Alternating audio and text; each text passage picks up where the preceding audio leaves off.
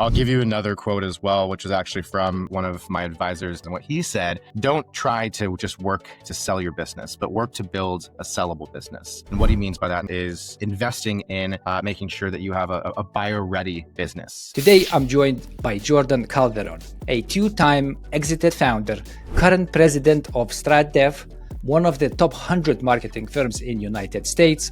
Jordan built multiple companies from ground up, scaling all of that without any VC funding. How small can your core leadership team be before it becomes a red flag to buyers? I don't think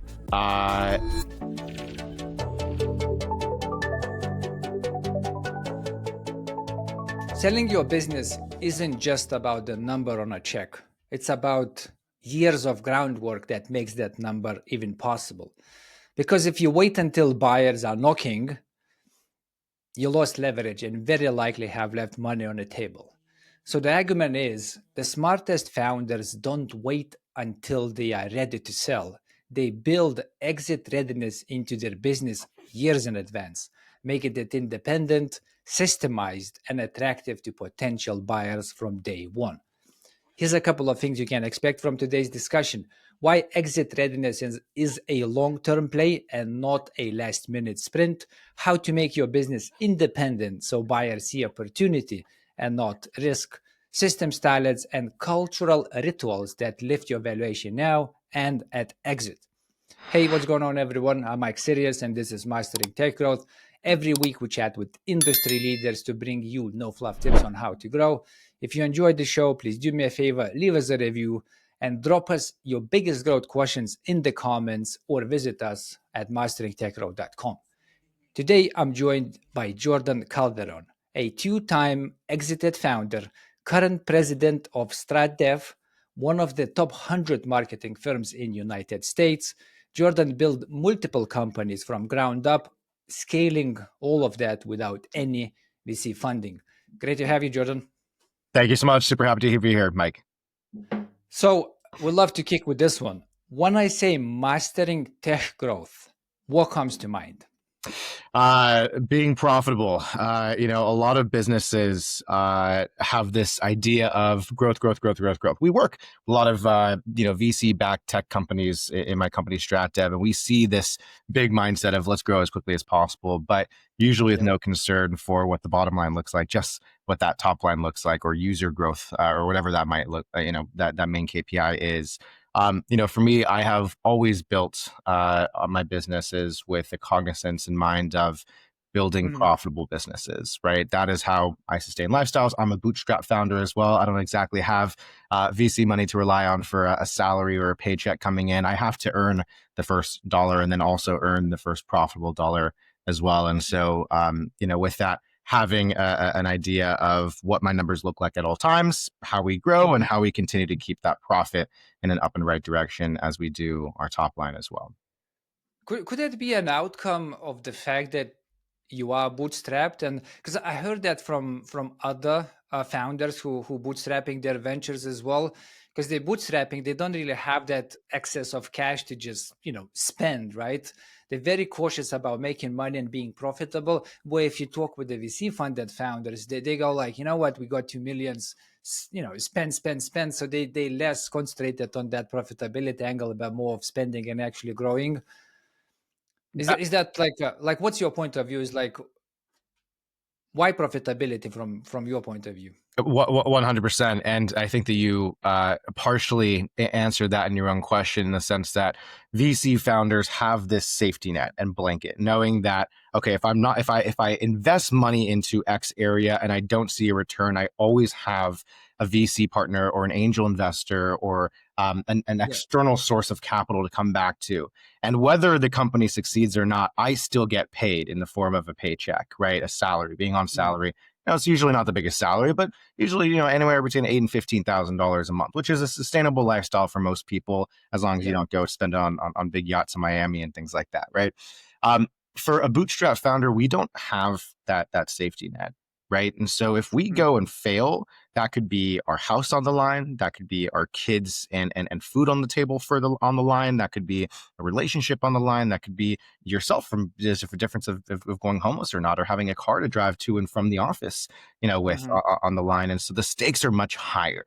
Um, I believe that if you are and decide to become an entrepreneur, that you need to have a little bit of risk taking. You need to be a little bit more risk seeking versus risk averse.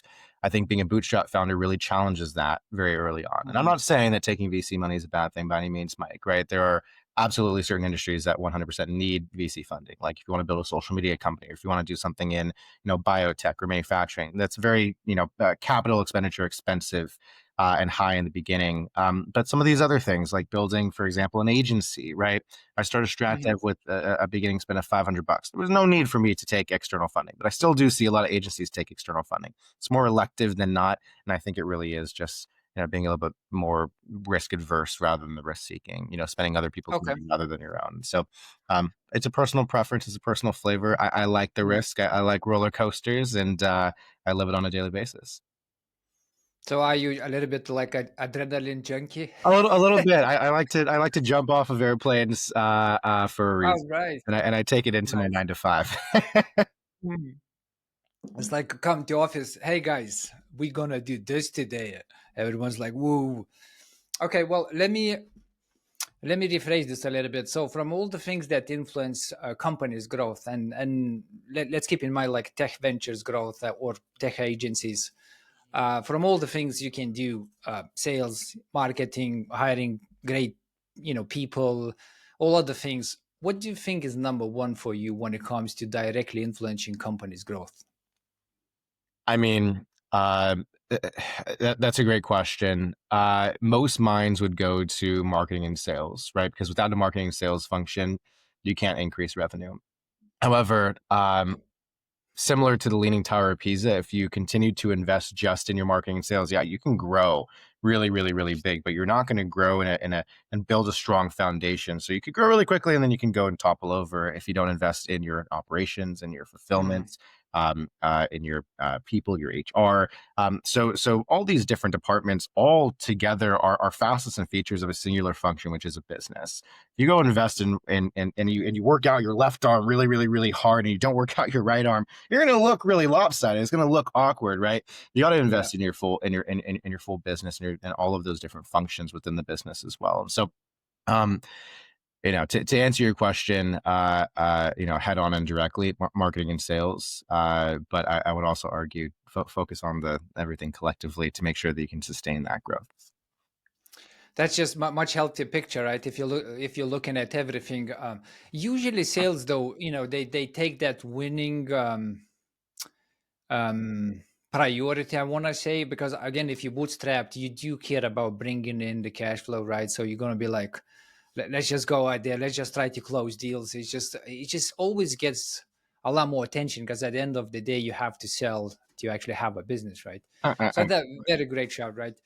Okay, so let's go and talk about why you should be looking in preparing your business in advance, right? So I have this quote from Exit Planning Institute, which basically goes like this: owners who start exit planning 1 or 3 years ahead see significantly higher business value and are better positioned to choose their ideal buyer when they're selling the business.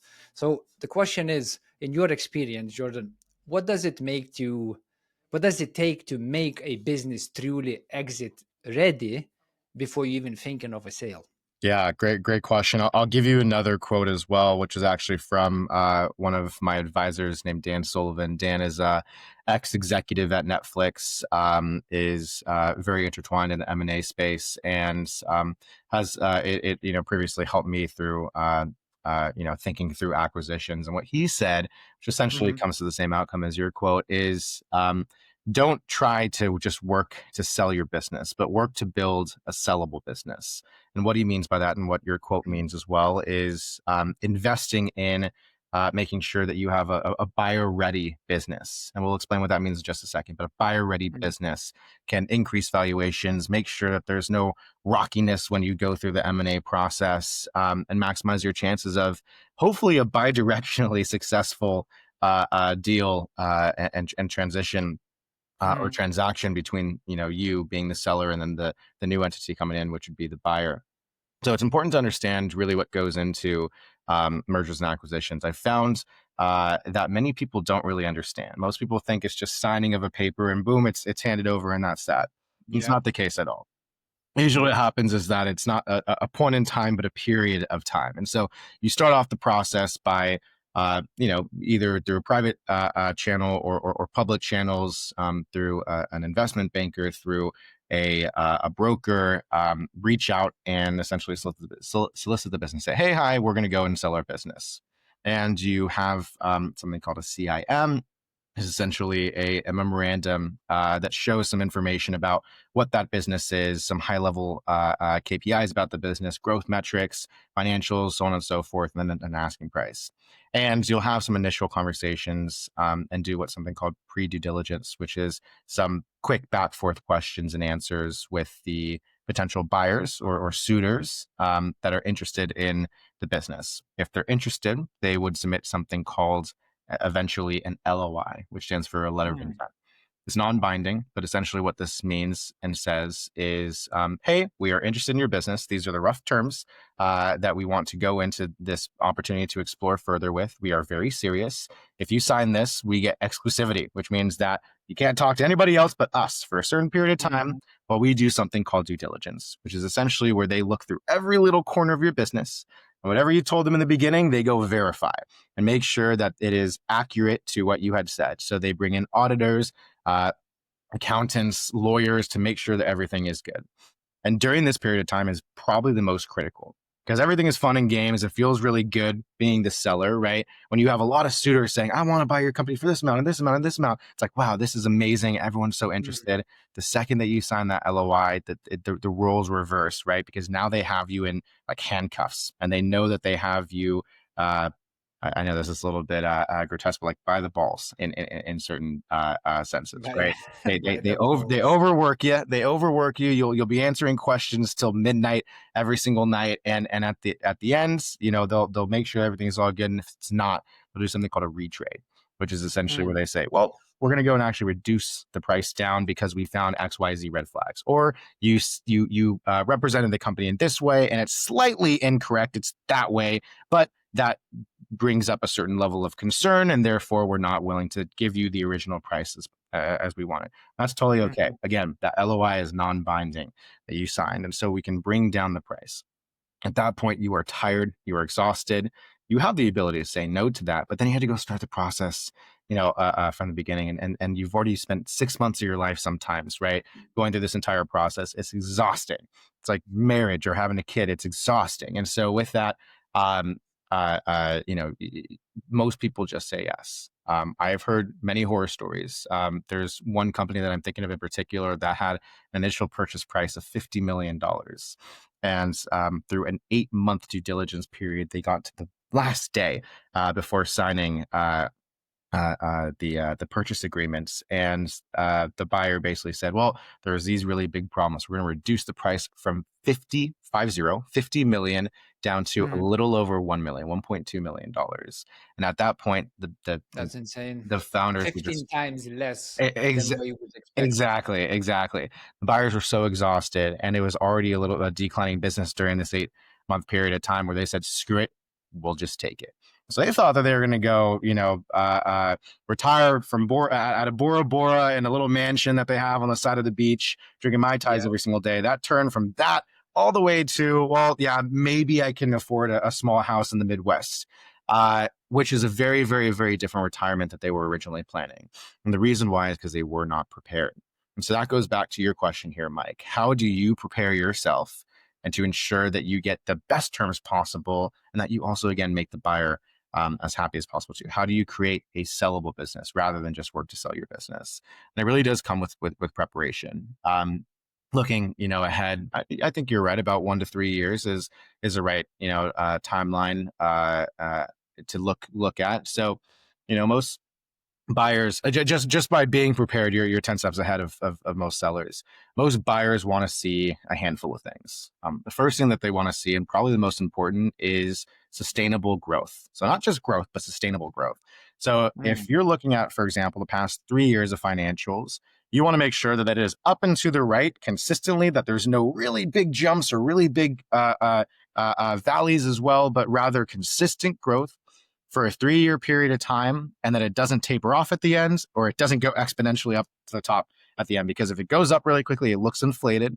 And if it tapers Mm. off, then they're scared that the other continuation of that graph will be a down curve. And so it takes a lot of coordination with your sales team specifically to ensure that you can keep that growth. And so that's arguably the most important thing, especially to get the best multiples.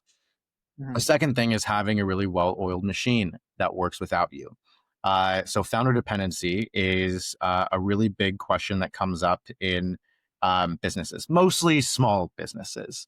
So when people want to sell their company, most people want to exit their company, leave the company. So when they sell, they leave. Yep. It is customary to have some transitionary period, anywhere between like 2 and 6 months, where the founder or the founding team will stay on to make sure that there's a smooth transition. Expect that. That is standard within the M&A worlds. You can't really get out of that. But there are Mm-hmm. certain things called earnouts, which is a way to structure a deal where certain revenue or sale price amounts are contingent on hitting certain KPIs. And so we Yep. call that being in the golden handcuffs. That is a way for them to keep you on working for them for 2, 3, 4, 5 years sometimes, because they know that you are the only one that can go and achieve these goals, and you won't want to leave because you don't want to put those goals in somebody else's hands. You want, as a seller, to have the highest chance of hitting those metrics, so you get paid out the most as much as possible, and so you'll stay on.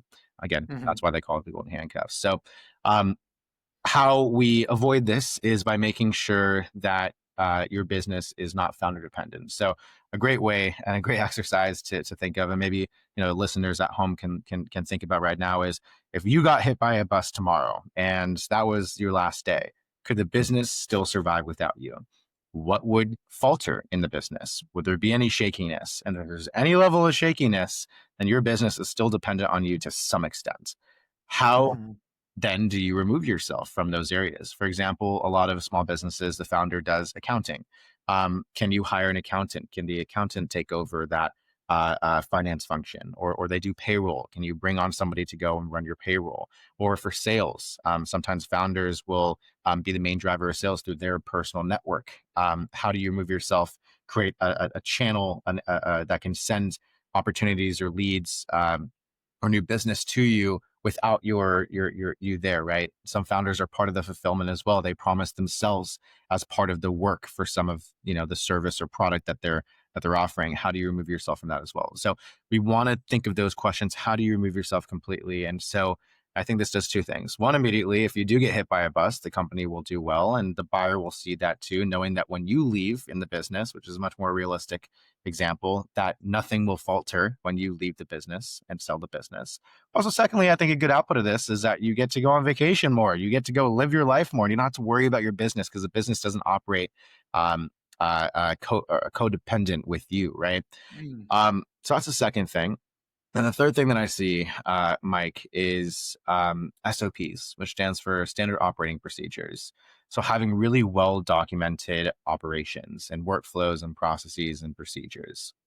Um, Having good SOPs, we see in the market, increase the valuation multiple by about 1x. So let's just say your business is doing $1 million and your business is valued at a 3x multiple on that $1 million, which means your business Yep. is valued at $3 million. If you have really good SOPs, we see usually that bumps you up by an additional $1 million. So boom, you are making an additional $1 million, pretty much snap and exist out of thin air just by having really good SOPs. So documenting every little procedure that you do. Me and my company, we document all of our team members' procedures, from what they do on a daily basis, weekly basis, monthly basis, and every little angle of how they do as well. So under the same vein, right, if any of my teammates unfortunately get hit by a bus, that we can bring somebody else new on and take over the role. Or maybe something more realistic, if they leave, right, or if there's a Mm-hmm. departure of their tenure at StratDev or any of my companies for that reason, that we can go bring in a new individual and there's no shakiness, but a seamless transition all the way through. A great exercise and way to think about this is go make an SOP for a certain process within your business. go to Starbucks or a coffee shop and go down and just ask somebody, hey, I'll buy your next coffee or give you $5 or whatever it is if you can follow this process. And if you can follow this process without any worries or any issues, then you are good to go, right? And it tells you, Mhm. okay, well, we just made an amazing SOP. Somebody who has never seen this before followed the rules of this document, the SOP, and was able to complete this function.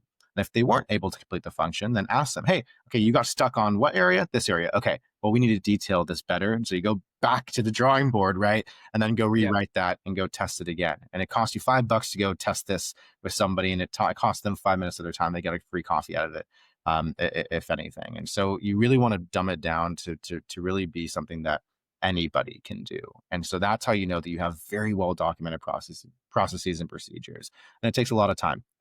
Trust me, when we built out our first SOPs, the first time that I did it, I remember I was spending every night with my VP of operations for, I don't know, 3 months, weekends included, documenting as much as we possibly Yeah. could. But it's helped out in terms of just significantly increased valuation. So, there's many other things that we can talk about here. Those are really the core three things. If you just want to start off and get some really good launchpad or directioning of building that sellable business, and really the most highest impact activities as well. But there's many others that we can talk Okay. about. Let's unpack this. There's a lot of gold here. Let's just go back to the beginning. Sure. Retrades. When you say one thing, when you said retrades, two things in my mind. One was like, that's a good negotiation tactic just to drain the energy of founders and then just lowball the offer at the very last minute.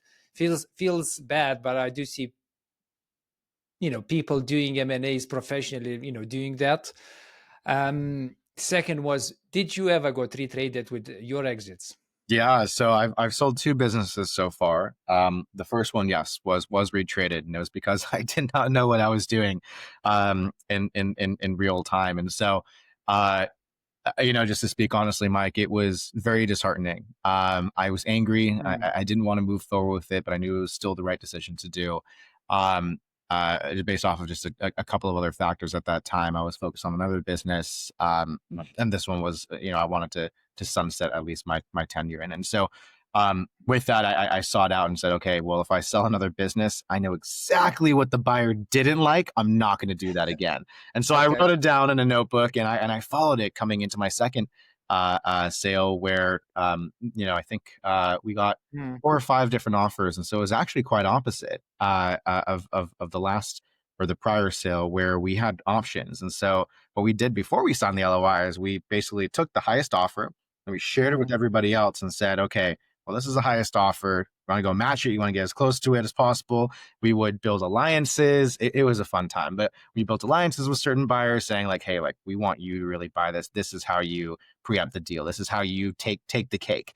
We need these certain terms to mm. make them feel good about it. It's a little bit of emotion, a little bit of psychology, a little bit of kind of playing cat and mouse with that as well. And so we ended up getting actually over asking for that sale. And we told them when they signed the LOI, that the eventual buyer, we said, hey, if you tried any funny business to retrade this, we will Yeah. exit the LOI. And so we actually put in the LOI, if any of the terms change, then the other party can immediately back out of the deal. And so we basically said, hey, we have these other offers on the table. We told them that we are going to call you the second that, if this deal goes through, we're going to call them and we're going to move over to somebody else. So basically kind of set the stage and gave them a baseline saying, okay, well, to the buyer, thinking to themselves, okay, if we go Yeah. change the deal on them, then they're going to leave and we're going to lose the deal. And so Yeah. that was much more helpful. And so, yeah, there was no retrade. Maybe they wanted to, right? Maybe that was part of it, but we set the stage and said, we're not going to move forward if you even change it by a penny. So, Yeah. that was helpful and a very different experience. And, going forward, I hope to sell other companies, in the future. I definitely do hope that, we follow the same suit. I think, So, go ahead. Jordan, do you mind sharing what was the reason of the retrade in the first deal? Like, Uh, what would you put that as a note? yeah, I have to be careful because there are certain NDAs in place. All right. Okay. But Well, essentially, what there were certain expectations or assumptions made in the beginning when an LOI was sent over. It's not that we mm, were not upfront and forthcoming about it. We just didn't know that we were supposed to talk about these things. So it was kind of like Right. Okay. guilt by omitting something. Yeah, yeah, So yeah. it's Okay. not that we misrepresented; it's that we just didn't represent certain things. And so, Okay. that was more or less the reason. Hmm. So you mentioned sustainable growth. 100%, I agree with that. Where with the VC backed funding, you have this growth at all cost situation. So usually you see that exponential growth. But if you're looking at the very nice picture, you see a great market accepted growth in a business. I do as well personally like seeing a stable business, right? So it's like if you look at the cash flow for the last 3 or more years, and it's just like, maybe it's not growing, but it's not going down, it's basically just stable. So this, you could buy that business just for the sake of buying a steady cash flow. So from your point of view, like from the business you sold, and all your sort of knowledge you have, how much multiple gets affected by how that growth curve looks like, if it's going steady up, if it's exponential, if it's plateau, or if it's going down? Just like, what is the multiple valuation just based on that? What 100%. That's a phenomenal question. It depends actually more on, from at least what I've seen. I'm not a business broker myself, but just from what I've seen, it depends much more on the industry than the financials, if it's going up, sideways, or down. For example, right, we see, especially during the early 2010s, some crazy multiples on software companies where they were, Mhm. Snowflake, I That think, was went insane. they IPO'd for 130x multiple on Yeah. revenue. That means that buyers expected that the average customer would stay for 133 years. Crazy Yeah. stuff. Uh, Crazy stuff. Exactly, right, and so we saw those crazy multiples where, like, I don't think that mattered if it was up, sideways, or down. It was just the fact that it was a very hot topic. Nowadays, we're seeing this Mhm. with AI companies where they haven't really sold just yet because they're early on in their life cycle, but we see them being valued in fundraising rounds at very crazy high multiples right now. And so, with most businesses in this, in the United States, most of them are either mom and pop shops or, small, medium size, digital Mhm. companies with a product or service. Mostly those. Woo! A little bit of Bless you. allergies here. Thank you. Most of those products or services don't have any, hard software or unique IP behind them that calls for or constitutes for a higher valuation multiple. So what you can really usually expect is if your business is doing anywhere under like $2 million a year in EBITDA, Mhm. it's usually a valuation multiple of anywhere between like 1 and 4x multiple. Maybe call that like 2 to 3 to, put you in the middle 50s. So if your business is doing $1 million a year in EBITDA, so earnings before uh, taxes, interest, depreciation, depreciation, Yep. um, you're looking at somewhere between $2 and $3 million, somewhere around there. Yeah. If you Okay. kind of past this inflection point of $2 million, then it usually calls for a higher multiple. We see usually anywhere between like 4 and 8x. So if your business is doing $2 million a year, then you can expect, to sell that for anywhere between 8 and 16 million dollars. So it definitely does jump up, and so there's incentive to do that. Now, to answer your question, if it is going up, then what we can do is look at not just, for example, the last 12 months of EBITDA and put a multiple on that, but rather maybe, and you can negotiate this with the buyer. Obviously, the sale price is determined on who's going to take it, right? The buyer Yep. really sets the price, not the seller. But you can take, for example, the last 6 months of upward growth, and then you can take the forward projecting 6 months of growth, add that together, and then put a multiple Mhm. there. You can do something like that, right? And then, if it's declining, then usually buyers would call for the same, right? Okay, we're not going to take the 12 months of growth because it's declining, right? The most recent month is lower Yeah.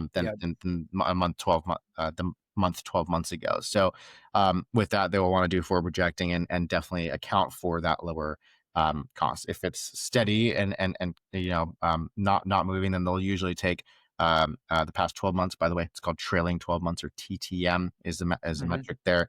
um, And that would be standard. Usually there's no negotiation of, should you call for forward projecting or not, because it should be the same, more or less. Mhm. I like to build up and to the right because you get some future projections baked into your sale price. It calls for a higher multiple because you're multiplying that multiple on a higher number. If Yeah, that makes sense.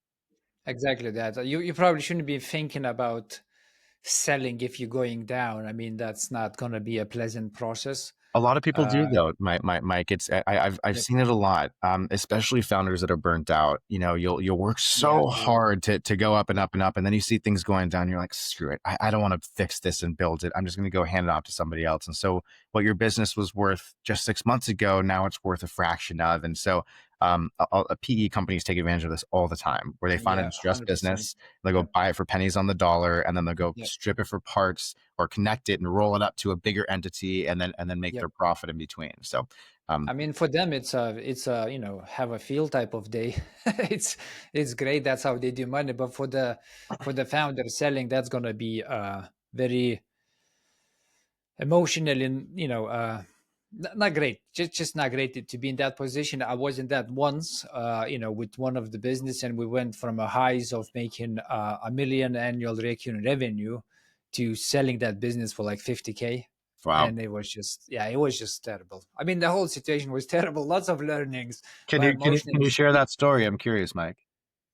So it's just before COVID. We did very close to million, and we went into like a sales phase. But here's a mistake. We didn't prepare the business to be sold, right? Like it was not exit ready, so we just decided to sell, right? Actually, the board and the founders decided to sell, so they went into an active sale. Of course, lots of scrambling, a lot of situations. COVID came, a couple of flagship clients moved away. So we're talking about, yearly contracts, 50, 60 Ks, took away from that annual recurring revenue. So it's starting to decline. The whole process expanded. It was very hard to find a broker and, the buyers, and, everyone's got, uh, I want to say, stressed. Other mistakes followed, decreasing the prices and just down and down and down. And then big player came in, and they were like, we're just gonna buy your clients, we're just gonna buy active contracts, basically, we don't care about anything else. And it was like game over type of situation, because everything came out of the COVID, and the board and the founders just didn't agree with stuff, so they started fighting with each other, Mhm. which meant the deals and decisions just wasn't made, and it just went in, nothingness effectively. Yeah, yeah. Very sad story. Very, lots of learnings, but it was such an unrewarding, almost 5 years of pure groundwork to take it from 0 to 1 million recurring revenue, and then it just poof, just gone. Yeah, yeah. I mean, I hear those stories all the time. I, it's tough because I think you did come out of it with something very valuable. Not to ever do that again, and sometimes you have to learn those lessons. I learned it with Yeah, my first company. I sold it for a hell of a lot less than I would have wanted to, and so you learn those lessons, apply it to the next venture, and come out 10 times better as a result. Um, I think it made me risk averse, though. I think it injured me emotionally to the point where I'm less inclined to take more risk now. yeah, So I'm seeing that in myself. Like, if I think about, buying a business now, or launching something, I'm a lot more critical yeah, about pretty much everything. I almost became this, like, I call them problem spotters as a character traits. Like when you lead the teams, you try to not put labels, but you try to understand what is the strength of every individual, so you have a great team, right? So I have this definition, which is called a problem spotter, where any situation you give to a person, they're going to be like, what about this, what about that, what about, and it's always risk, risk, risk, risk, yeah, right? It's just like spotting problems everywhere, right? I became like that. yeah. Like now, like my personality changed after that situation. Totally. So I was a boxer in my early days, from like 7 years old to 17 years old, so about a decade of my life. And I was trained under an individual named Dubois Clark. He was out of Mayweather's 20 different boxing coaches in his career. All Dubois right. Clark was his first boxing coach. And so Juwan Clark is like a second father to me, and really took me under his wing. And he taught me a lot of lessons inside and outside the ring. I actually, credit him to having me be a little bit more risk seeking. But I think of boxing and the lessons that I learned in boxing and how I apply them to just how I think about business. One thing about boxing is, you're taking punches all the time, right? And Yeah. you can decide to do two things with those punches. One, you can, get hit and let it affect you and bring you down, and you lose the fight, right? You can put your hands down, you can give up, you can go like this, you can give Mhm. up. You see this especially with a lot of younger fighters. The more experienced fighters will take a hit and use it and have it fuel them, and that makes them go 10 times harder, right? And essentially Yeah. turn the stages. And so, to use that analogy over to boxing, or sorry, to business here, right? Um, Failures are part of being an entrepreneur, right? That's why I say, like, you have to be really, really, really comfortable with being Mhm. risk seeking and having those roller coasters. Roller coasters is not the up and down ride. The bottom is failing, right? And so, Yeah. we talk about the two successes that I had, the two exits that I had. I've built, Mike, probably a dozen different companies, and all those dozen companies failed less of two of them, or maybe three, Yeah. right? And so there's a lot of failures that we don't really speak about. I want to make sure that the audience also does know, like, there's a lot of failures, that most entrepreneurs, do have.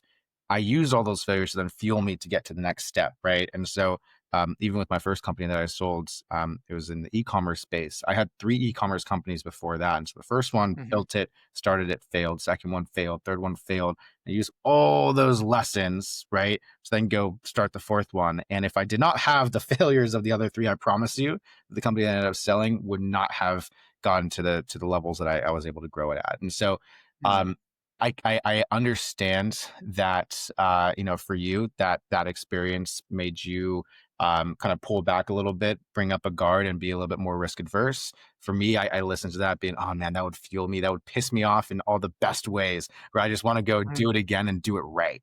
Yeah. And so, I think it's a level of difference in mindset. I don't know if I'm crazy by saying that, but it's just how I think. It's a great assessment and a great advice.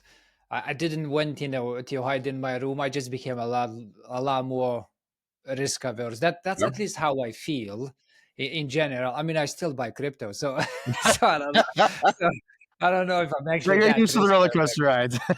Yeah, so I don't know if that risk averse, right? But it's just yeah, I'm just seeing more. I think there was definitely blinders, which was purely based on that unicornish thinking, entrepreneurship. Like I'm gonna, like co-found this, and we're gonna be the next, Netflix or whatever, right? You have these dreams of building something huge, and then when you get into that multiple years of grinding and success and growing, and then suddenly someone knocks you down, you go like, oh shit, I didn't see that coming. Yeah. Like you didn't even thought about this. So it teaches you to really look at situations from risk perspective and just do a proper risk assessment in situations, and then not just to ignore that, right? Because like business continuity, or just in general thinking about risk is it's really important, because that's effectively your safety net. If you miss something, that might be just a hole, and if dropping from highs, that might just sort of kill you. So I want to talk about SOPs a little bit, Jordan, as well. So this is standard operational procedure documents, right? Like this is a very well known within industries, that this is exactly what you need to have if you're hoping to just hire a virtual assistants, or talent offshore, offload some cost, have better margins. Like you need to have these documents and be able to onboard people into your business operations uh, as efficiently and as effective as you can, right? So from your perspective, like what is a good SOP? And you mentioned going to coffee shop and giving to someone and asking if they can do this. So is it as simple as a document with bullet lists? You do this and this and that and that, or is this more like a visual workflows? Do you use any software to manage a database of SOPs, or is it just a Google Drive? Like, can you just tactically walk us through like what you guys did with your SOPs in those 3 months? Yeah. Good question. So we started by hiring a consultant because we didn't know which direction to go, and so we hired an amazing consultant specifically for agencies named Mike Kozoil. Big shout out to him. If you're ever looking for work, he is phenomenal, and really takes a deep interest in his clients as well. So he ended up actually giving us a level of framework to use for building out those SOPs. Essentially, what it Mhm. was a Google document in a hierarchical structure in a Google Drive, but and you would go and make copies of this template and then go fill it out for a certain process and procedure. Um, this was a couple of years ago, so I had to think about it. But I remember a couple of kind of pointers that he gave before we started this exercise together. The first one is don't try to document an entire job within one SOP. Document it into certain functions. So, for example, your sales lead starts his day or starts their day by going into the CRM and doing a certain level of work for about an hour. Go Mhm. document that. That's one SOP, right? Because it's repetitive, and it is the same thing every single period of time for a dedicated period of time. And so we go and make a function of that. And then later in the day, he goes and sends his follow-ups, and he has a certain process and procedure that he follows for the follow-ups at noon. Go document that. Separate SOP, different document. Go follow that. Don't try Mhm. to create an SOP out of somebody's entire day, because there's just so much variability that comes into that. Just certain functions of their job, and then start there. The second thing is, don't think of it just from that individual's job, because with us as social creatures, right? Sometimes there's cross collaboration. For example, when that same salesperson goes and closes a deal, what happens? Mhm. They probably send it to somebody, right? They circulate the information, and so with that SOP, don't just document it from one person's eyes. Document it from some other people's eyes. So certain SOPs might not just be for one role; it might be for a couple of roles, right? Mhm. The first half of it is a salesperson, then it gets pushed off to fulfillment or whatever it is, right? Then fulfillment is the second half of that SOP, but it talks about that transition and what both of the parties need to do to make sure that what happens or what needs to happen happens. Um, the next thing is don't be shy with adding other external resources that might be needed. For example, looking back at the CRM example, the CRM has credentials and maybe a certain workflow to use there as well. So kind of like Wikipedia, connect Mhm. certain things together. We use one password in our thing. We can create like a encrypted key that's like a link Mhm. to send the username and password. So we'll go and take that link and say, step one, log into the CRM here. Here is the encrypted link to go get retrieve the username and password. Boom, there. And then if you've never used a CRM before, follow this other SOP that talks about how to use the CRM, or like a walkthrough of the CRM. Mhm. And then it'll link over to another SOP. So essentially what we're doing is creating kind of like a spider web of all of these different SOPs. And so they're not standalone, but as you continue to build it out, you will have references to other tools or pieces of collateral in your business, or other SOPs that have relevance to, again, kind of like a Wikipedia page where you can just go into click on other things and go from tree to flower to earth to whatever it is, right? Mhm. And so that also helps make sure that we can use those SOPs as a one source of truth for the business, and that they don't have to go scramble to find all these different resources from these different areas of your business, but rather they can look at the SOP and they have everything that they need to be able to do that job. Um, So is this sorry, John, very quick. Is yep. this as are these SOPs then almost like read it once, understand it, and then you never come back to it? No, it definitely does require updating as you Mm. switch out from one pass to last pass. You want to go switch out those credentials too, or when you make a change to the process, instead of handing it to this teammate, you hand it to that teammate, or one role to another role that you want to go and adjust it there too. Um, with that said, you will go crazy if you go and try to readjust the SOPs every time you make an adjustment in the business, especially as a startup company where you're making so many changes. at all Yeah. times. What we do is we try to look at it annually, where we'll go in Mm. usually towards the end of the year, because us being B2B service, everyone between November and December, like from Thanksgiving in the United States to Christmas, um, Mhm. people just don't want to talk to their marketing agency, especially in the B2B space, which is where we work in. And so, they're off with their families. We'll use that time to look internally and, okay, let's go clean everything up for the next year Yeah. from an operational perspective. And so we'll take the opportunity to go and update SOPs at that point. Okay. Yeah, good question. That makes okay. So we're building this. If I take a step back and um, we talked that founder dependency being a red flag to any buyer, which makes perfect sense. And often what I see is that people do something very well as an individual. They become self-employed, if you might call it. They start just working for themselves. They get clients and they're doing great job. Maybe they hit the market very well, and then there's just more work. They start hiring more people, and suddenly they somehow end up being an agency or a dev shop or something else, right? But then the founder is still the operation, right? So at some point he or her wants to start sort of removing themselves and making the situation better, right? So they would start by going and creating SOPs for every function they do, right? And then go like, who can do this instead of me? And the second question, which I have, is how much of these SOPs you actually automated? Great questions. Yes, the idea is build out SOPs of certain roles that you don't have to do, so then you can go and delegate it off to somebody else. I think it's always easiest to create the SOP before hiring somebody. If Hmm. you go hire somebody, then, for example, if it's employee number Yeah. one, then you have to go teach them manually all of these things. If you write it down, then you don't have to manually teach it to them. You can say, hey, okay, for the first couple of days, study this. This is your Bible. Learn it from top down, bottom up. And then come to me with any questions. And so it saves time for training purposes, for onboarding purposes. And let's just say that employee leaves and you got to bring somebody else in. If you don't have the SOP, then you got to go reteach the same thing to the same person, and it's very repetitive. And so the SOP saves 100%. that time.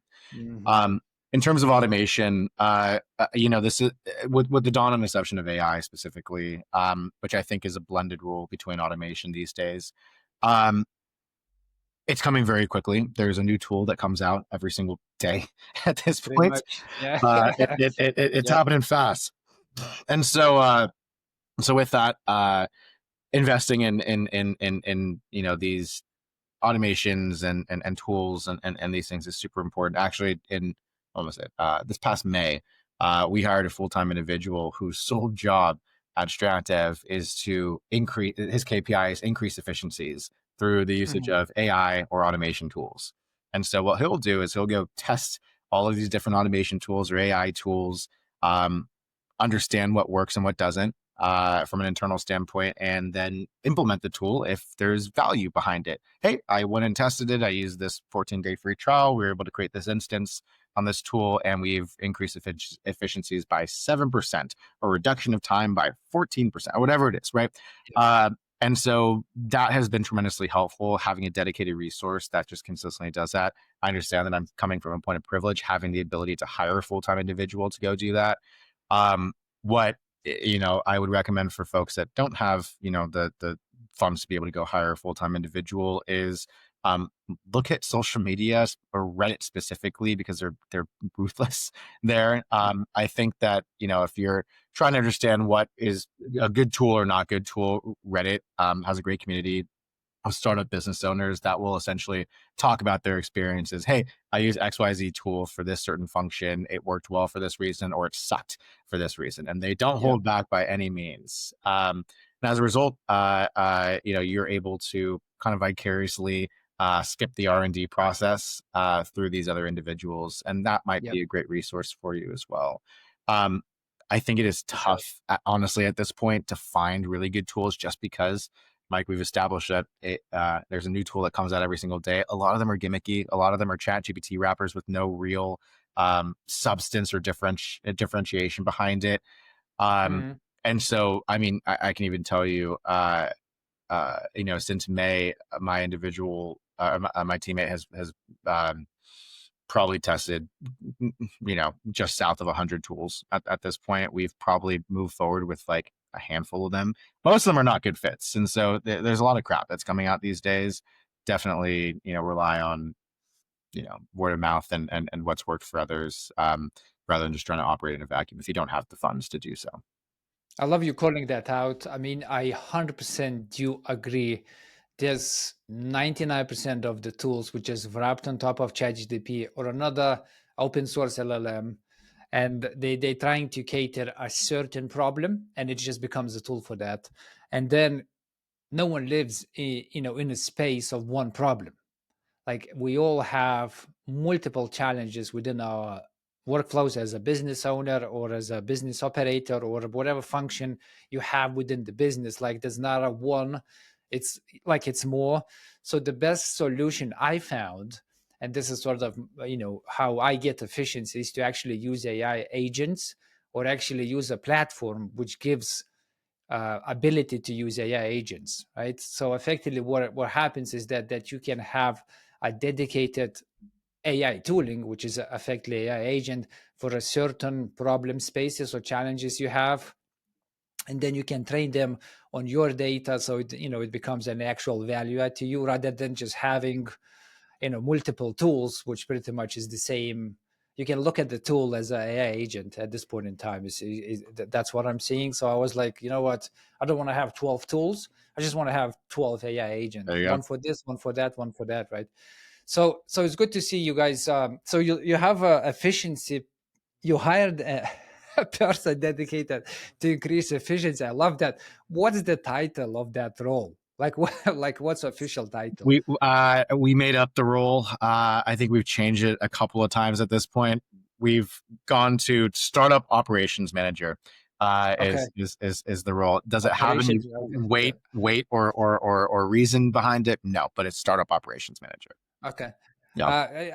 This is actually you are a second person telling that this is a function within the business, which I really love. Mm. Another person was there's a platform called Build Kite, which is a continuous delivery deployments. It's fairly big in that space. So we had their CTO on a show, and they have a role which they call a leverage finder or something like that. That'd be It's fun. basically again a person dedicated to just constantly doing research within the company and externally to find what leverages or levers they can pull to get an actual edge within operations or anything else. So I think it's pretty much the same, but it's just cool to see that businesses go like, you know what, like that's a full role. Yeah. Like we're not going to be better if someone is not investing constantly to making us better, finding tools to make us better.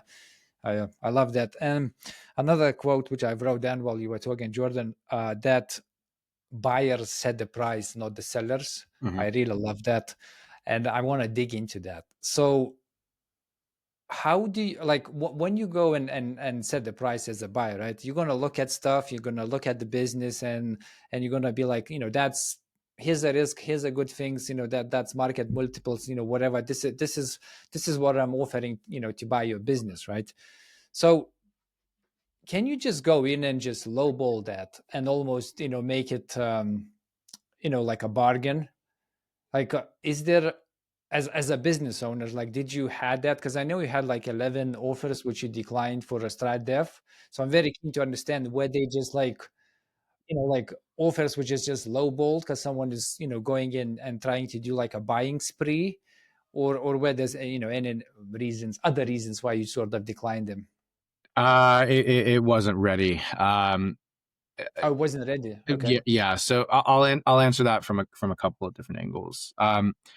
Firstly, most sellers are first time sellers, and M&A is its like whole unique world, and it's very different from how the rest of the world works. And I've learned these things just by being a part of it a couple of times now.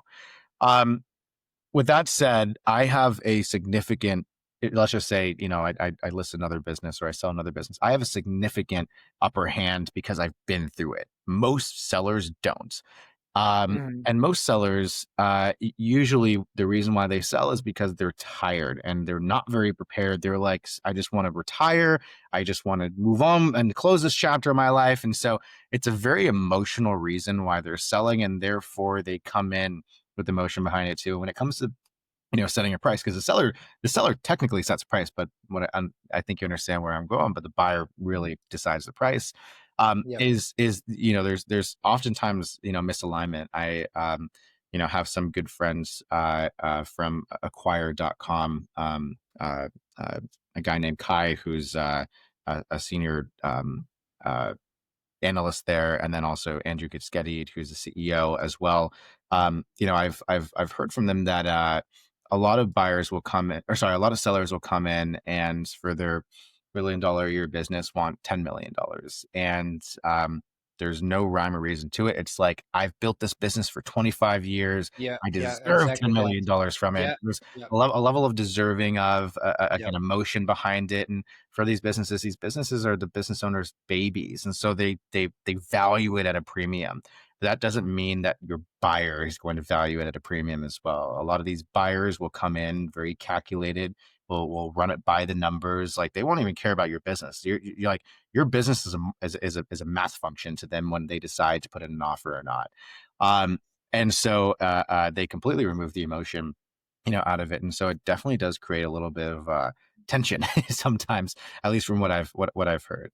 To answer your question head on and directly, no, we listed it at a fair value of what it was. It was I don't know what the right word is, but we didn't list it. We didn't list the name. We listed the idea of, because we wanted to keep a level of anonymity. We had mhm, two rows of NDAs. First NDA was, you still don't get to know the name of the business, but we'll give you some from further information, financials.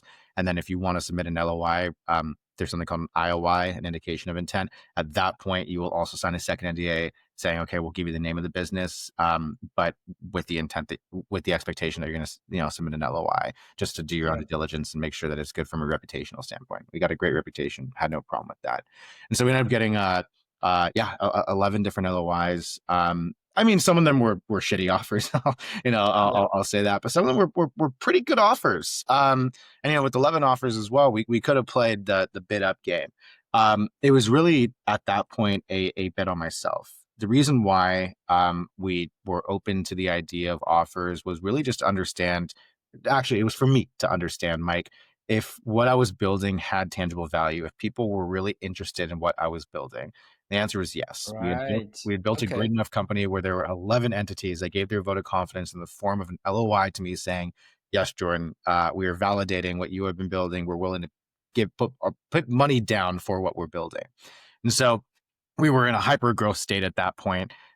It would have been a very bad idea for me to sell, unless I believed that the growth will not continue. And so I had faith in myself that it would go and continue. I rejected all of the offers. We went and continued. And this was 2 years ago. Where we are now compared to where we were valued 2 years ago, we have increased the value by a little bit over 2x at this point. And Okay. so if I would have sold 2 years ago, I would have gotten less than half of what I would get if I were to sell today at a reasonable, not super, shoot for the stars, and also not super conservative. No. I mean, it's great you were able to double the value, the value in 2 years. That's a success, right? I mean, I think so. not necessarily others who will not sell when they have an actual offer will achieve the same thing, right? It could have been opposite, where the value went two times less, right? So it's good to hear that you were actually successful with that. Yeah, absolutely. And so, yeah, I mean, it was more of an experimentation, if anything. But no, we didn't Okay, sell it at I a love that. super low price. Another thing I will also say is, um, I have also learned that if you give buyers if they ask what are you looking for, if you give buyers Hmm. a range and say, well, I'm looking for anywhere between $1 million and $1.5 million, just as an Yeah. example, right?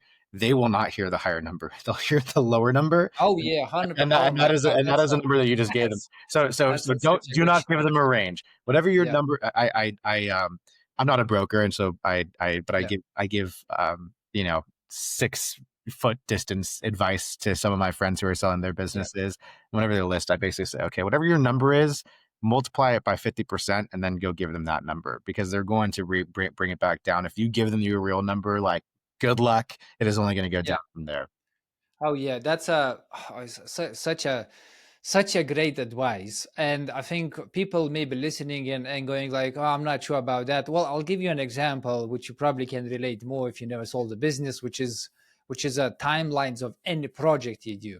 So if you manage projects and you build stuff and you know the timelines, if you talk with sales or marketing teams and you say like, hey, when this is gonna be ready, and you give them 2 dates, from July until August or whatever, guess which date will get chosen and used in all the papers and all the planning? It's gonna be the sooner one. It's gonna be the lower one. It's just, I feel like it's just how people minds work. It's like, I don't want to hear the higher ones or the later ones. I'm just gonna choose the lower one. So that's a very strong shout. Don't give numbers, increase it by 50%. What about if you don't give numbers at all? It's like if they ask you, what's your range? Can you just go like, like, I don't have range, you just give me an offer? will Yeah, will then they give you 50% less from what they actually want to pay? if you leave the number to the buyer, it'll likely do one of two things. One, it'll frustrate the buyer where they're just not even going to put an offer because they don't want to play a game of cat and mouse. Most Yeah, buyers, okay. are again very strategic, where they want to have some ruling and understanding. Like, hey, if I go submit an offer, is it going to be something that you accept? Because if it's not, I don't even want to put it in an offer. It's not worth my time. It costs money on their end to draft up an LOI with legal fees and obviously time as well. And so Yeah, it could just frustrate or turn off the buyer to the point where that's at, yeah, not that. The second thing 100%. is, if you don't, put an anchor to the price, yes, they're going to go for the lowest amount possible, and you're going to be very disappointed, if not offended, by by the Mhm. offer as well. Another thing that you can go and do, as I'm thinking about this, is instead of, if a buyer asks you, hey, what is, the range that you're looking for? Don't say, I want between Mhm. 1 and 1.5 million. You can say, well, the market says that the average is between 1 and 1.5 million dollars, Yeah. or 1.5 to $2 million, because you want to increase it by 50%, right? And Mhm. so you could say that. And so the kind of, you know doesn't sound like you came up with the number, but rather the market came up with the number, and Yeah. gives them a better price hike too. So Research led number, at least conclusion. sounds like it. I While you were talking, Jordan, I remember there's a scene of a movie, and I don't remember the actors, but it's one of the business movies, and they were at the table, two owners sort of negotiating, and it was back and forth, very quick, very nice scene. I think it was a short I've seen somewhere on YouTube, right? And one is the seller, one is the buyer, but effectively they go like, here's my price. It was like 325 million. The buyer goes like, no, 315, and he's like, no, no, no, I'm not going to take less. And they just sort of go back and forth, and they go like, deal, and it was like 275 or something like that. And then when they shake hands, the deal is made.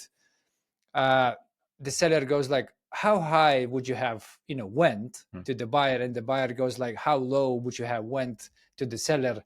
And and the ranges is basically different, and it just shows that when people come in, they still have this like, I just not gonna entertain anything below some type of line. But you don't really go and start conversation with that line. Exactly. You add a huge margin above that, and the same for the buyer. They go like, I'm just not going to pay more than that, and they start a lot less than that line. Yeah. Okay, so yep. You never know, because the buyer might, see so much value in your business, where, you bring up that huge margin, and, you end up getting that deal. They might see, okay, well, good, let's do it there, and you're like, holy It's a crap, dream I didn't think I would scenario, get right? that. I have Mhm. a friend that sold a business that we had really undervalued the business. I had kind of given him certain value metrics, and there was some IP. I personally thought the IP was worth this amount. He didn't go consult a broker; he went and self brokered it, and so he went out Mhm. to the market, and similar to you, was basically giving certain ranges, and they're like, okay, well, we'll submit an offer tomorrow. And so he came back to me. He's like, why are people moving so quickly? I'm like, I don't Mhm. know. Maybe because we undervalued it, and we realized, sure enough, Yeah. that we did. And so we readjusted it, and he ended up getting at least what he was expecting coming into it, a much higher number. He ended up selling the business for what made him very happy. That's a great success. Yeah. I got one to add to the things you listed as a main or the most important one to make the business exit ready. And you need to think from the beginning. We talked about having a growth, in the sales. We talked about SOPs and not being, founder led or founder dependent. So it's founder dependent. It can definitely be founder led. Another thing which I'm keen to get your views on, which I feel is a very strong one, is ability to hire remote talent or being able to offload work, as in capture the sale in a strong economy or a more paying economy, and service the delivery of that work in a less expensive economy, right? So you get much better margins. I feel like that's, if you have that baked in within the business and operational, as in it works well, I feel like that's a huge green flag. That's a something which looks tasty.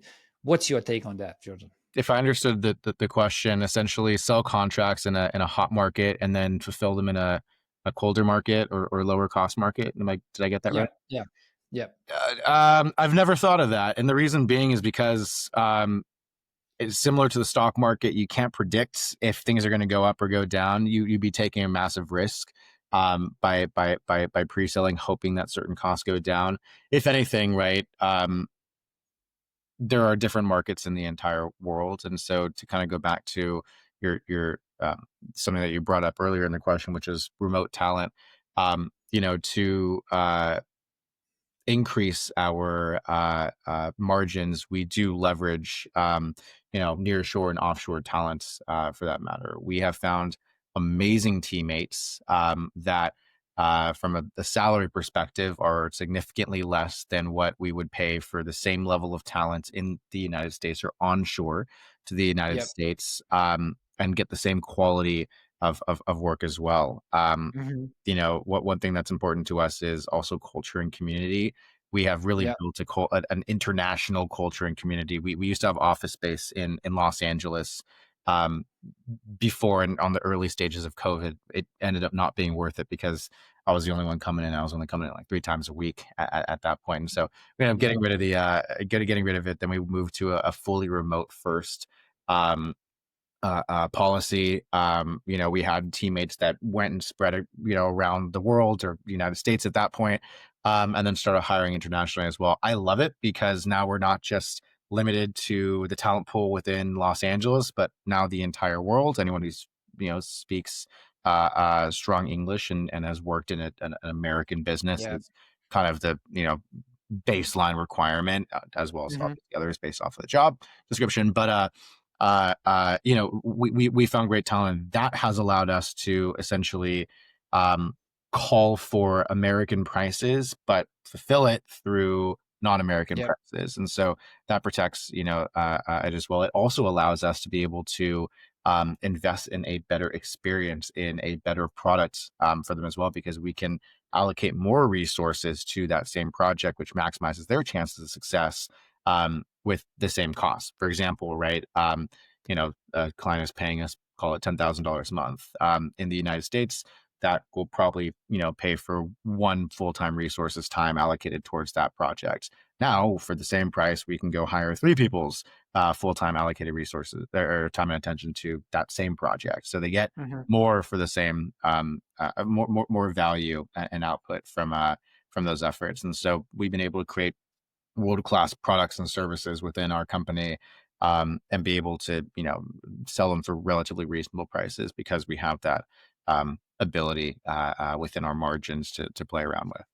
So are you fully remote, and like StratDev doesn't have any offices, like you fully remote online business? Fully remote online business. All we need is an internet connection and a computer. I'm not even at, I have a personal small office space, in my home, but I'm currently at my girlfriend's house, as we're Yep. moving. So we're moving some stuff around, and so I just have my little setup here. I have my backpack right here as well, and so I can fit Yeah. No, man, everything man. everything in my backpack. Yeah. It takes me about 30 seconds to pack everything up, 30 seconds to set everything up as well. It's Yeah. easy and it's super mobile. But yeah, no, I take good advantage. Okay. Our team does too. We travel all the time. How many offshore or nearshore staff you have, as in percentage wise, not the head count, but like just interesting to understand how much of your staff is with you in states, or how much is other countries, and which countries as well. Yeah, about 50%. A majority of those individuals are in Latin America, Okay. Colombia, Mexico, Brazil, and Yeah. Argentina. We have a couple of individuals from the Nice. Philippines, and then we have one person from Japan, and then we have one person from Nigeria. Okay, so that's a decent spread. So I would assume you hired them yourself, or did you use like like a staffing remote staffing company which just deals with the payrolls and everything, and you just pay them directly, or did you hire the people directly yourself? Yeah, good questions. So we have leverage uh, uh, like headhunters for some of the roles. However, they just headhunted and did the placement. They're not the EOR or employer of record. We are for all of our teammates. And then for the others, we hired them internally within StratDev in our instance. So we have Okay. leveraged wellfound.com. We've leveraged LinkedIn jobs, and then Indeed. Um, all these three platforms are very globalized. I've learned that a lot of people don't realize that you can hire individuals from outside the United States on these platforms. You can go, do a job listing out in, call it Buenos Aires, Argentina, and then get a ton of responses and replies on all these platforms. So yeah, we Mhm. just use the standard platforms, standard recruiting platforms, and bring people in.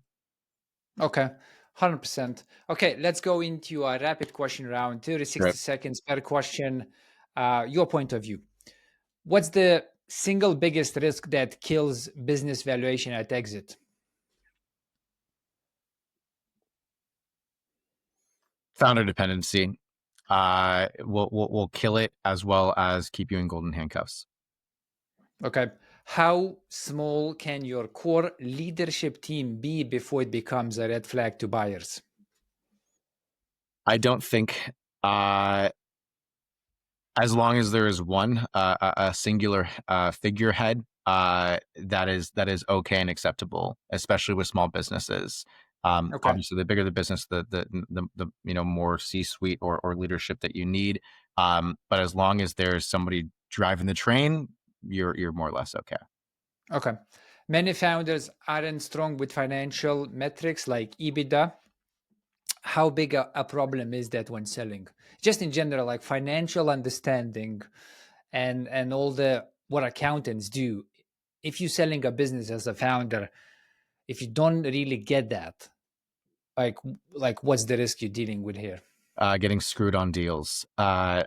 Know your numbers. One thing that I know is my numbers. I know them like the back of my hand. I study them like Mhm. a kid in school, and that has helped me so many times. I cannot tell you how many times in both of those deals that buyers would be so impressed by me knowing my numbers. And I think that subconsciously it allowed me to call for a higher purchase price and higher valuation because I knew my Mhm. numbers like the back of my hands. Don't know your numbers, especially these PE companies or family offices or buying conglomerates will take good advantage of that. Okay. What's the fastest win you have seen that boosted valuation in under 90 days? SOPs, build SOPs. It usually adds an added multiple to it. It is literally snapping and creating free money out of thin air. Free money after thin air. Money I like doesn't grow on trees, but SOPs do. You still need to extract the cash out of that, but okay, that's a good shout. SOPs. During due diligence, how do you share enough client information to satisfy a potential buyer without actually giving them, the names of your clients? Because that could be just a competitor fishing for stuff, right? It's like you mentioned a couple of cases. Is that just purely just NDAs? No. So I've always followed the rule of sign an NDA, you get to know our company's name. Sign an LOI, you get to know our customers and our team members' names. So what we do is we'll redact it. So if we're talking about a certain teammate, we won't call them by their name, but rather Right. their Okay. job I love title or that. function, and the same thing with the client. Okay. What one additional thing, which is also very important that you brought up, is could be a competitor fishing for information. If something feels wrong about a deal, it likely is. Drop out. Mm. It should feel very right. It should be two parties collectively working towards a singular goal rather than um, not. And so trust your gut. Trust your gut. I love that. So if your gut is telling you something is off, just pull it out. It Just simply. probably is, yeah. And depending on how big your company is, you'll have a broker or you'll have an investment banker working with you. They've gone through hundreds of deals prior. They Mhm. can also sniff bullshit, probably better than you could. So rely on them for making these big decisions too. Excellent. What's one inexpensive system you can choose SOPs? Every founder can build today to reduce buyers' operational risk. Uh, Probably, I'm going to switch it up for you. Agentic AI. I really, I Oh, really, I love that. I really love how you brought that up. The one thing is that I will just put a little asterisk on because it's something that we are actively going through. Is if your agentic AI is handling not just yours but your customers' data, make sure that you have certain governance and protections behind that. Because if Mhm. something gets leaked or is used incorrectly, it can come and bite you in the butt. Thank God we haven't had that problem, but our customers are asking about it. So I know that that's top of mind for a lot of B2B companies. Yeah. And for our listeners listening to this episode, check the previous episode where we talk with the personal.ai CEO and co founder literally about that agentic AIs and how they can help business operations. Right. How do you signal cultural strength in global remote team during an exit process? It is usually not customary for non-leadership team members to know about the acquisition until the acquisition actually happens. They know once Hmm. things are signed. Um, at that point, whether they're international or not, it shouldn't matter. I think making sure that there's alignment between the buyer and your team members are really important. As founders, sometimes we get really excited about the purchase price that you see. Oh my God, I'm going to be a millionaire Yeah. overnight or whatever it is. Cha-ching. Exactly. Right. And you're thinking, well, this is my exit. This is my sale. It's not. It's your It's sale, not. but it's also your entire team sale as well. And so to be a good Yeah. founder also means to put your team's wants and needs, sometimes ahead of yours as well. And so when you're negotiating those deals, negotiate for your team as well. Make sure that it is going to a good buyer that cares and is going to continue to nurture and invest in that culture, in that community, in the happiness of your teammates. Because when that transition happens, you want to make sure maybe when we're going to, at least for me, it's my family, right? I want to make Yeah. sure my family is well taken care of. And so, advocate for them. And so in all of my deals, I've advocated for certain provisions, post acquisition saying, okay, well, when this happens, you are going to give this person a pay raise, or you're going to allow this person to do this thing, or take a certain amount of time off, things like this to make sure that they're going to be happy. Yeah, I love you calling that one out. I want to say that's like should be given, but at the same time, I've been in a couple of M&As where the transition period effectively just made everyone redundant, and that's it. So people exited, cashed out, and everyone just got made redundant. I feel like just yeah, it's just a bloodbath at that point in time. Um, I wanted to add a point that my mind escaped me. Right. What do buyers really mean when they say founder dependent and how bad it is really? I feel like we discussed this a little bit, Jordan, but how bad it is. Are we saying the business is not sellable at all and you should just not expect to sell it if it business is dependent on you as a founder? Well, founder dependent, it's a sliding scale, right? It's not black and white. There's a gray scale in between, and so it really depends on where you are on that spectrum. If it is Mm, very dependent, and it is, if there's like three things that are the case, then yes, it's probably not a sellable business. If the owner is or founder is needed to close new business, mhm. then it is probably not a sellable business. If the buyer, or sorry, if the founder is required to keep customers in the business, then it's not a sellable business. So, for example, if that founder leaves, will the customers leave with that founder? Not a sellable business. And the third thing is the founder needed in day-to-day operations or fulfillment for the product or service? And if the answer is yes, then it's not a sellable business. If you are one of those three or more of those three, you do not have a sellable business. You need to remove yourself from all three of those things at bare minimum. Okay, that's a great answer. I just remember what I wanted to add before in the previous answer. So there was a lady, I can't remember the name, but there was a big, deal about she's selling a business, and it was, I think it was like 700 million, something like that, for the exit price, and they had like 7,000 employees, like a lot, and then when the exit happened, she gifted everyone $10,000 in cash, literally every single employee, doesn't matter what they did. And then everybody got as well paid first class tickets to travel across the globe. And then just for an interest, I just took that, amount of employees, and then, the gifts they got just multiplied, cash. And effectively, she dished out about 10% of a sales price Wow. of that deal to all employees, But but which I but felt but like was nice. as a founder, we always forget. We always take wins as just ours, but it's also our teams as well, right? I would not be Yeah. in all of my sales if I did not have other people in my business. I would not be able to get to where I was able to get, right? Yeah. And so we got to be thankful for Yeah. for our team as well, because were they helped us get there, right? 100%, Jordan, 100%. We had a couple of guests when we asked the question, what's the, one thing you would choose as a main factor, for the growth. We had a couple of guests going people as, Uh-huh. the lowest denominator of any business being the people. Like if you don't have a good people, unlikely you're going to have a good business. Right. Last question. Sorry, two more. If you had to pick one metric before, to improve before selling, what would it be? One metric. Churn, Okay. reduce churn, increase retention. That tends to be a very big red flag for buyers if churn is higher than industry standards. That is usually a deal breaker or non-negotiable for most buyers. What if your churn is, two times less than you closing deals? It's if you're bringing more water into the bucket than water leaking out. Yeah. Usually a good sign, but also the worry is if the water stops coming in. How quickly will the business drain to zero? Essentially, if Okay. there's no further business coming in. So yes, you can make that claim. You can make that argument. Will some buyers take it? Yes. Will some buyers not take it? Probably also yes. And Okay. the thing to mitigate all that as a whole is to make sure that bucket is as little leaky as possible. Make sure you Mm, have a very sustainable business, assuming that there's no further business that comes in. mm.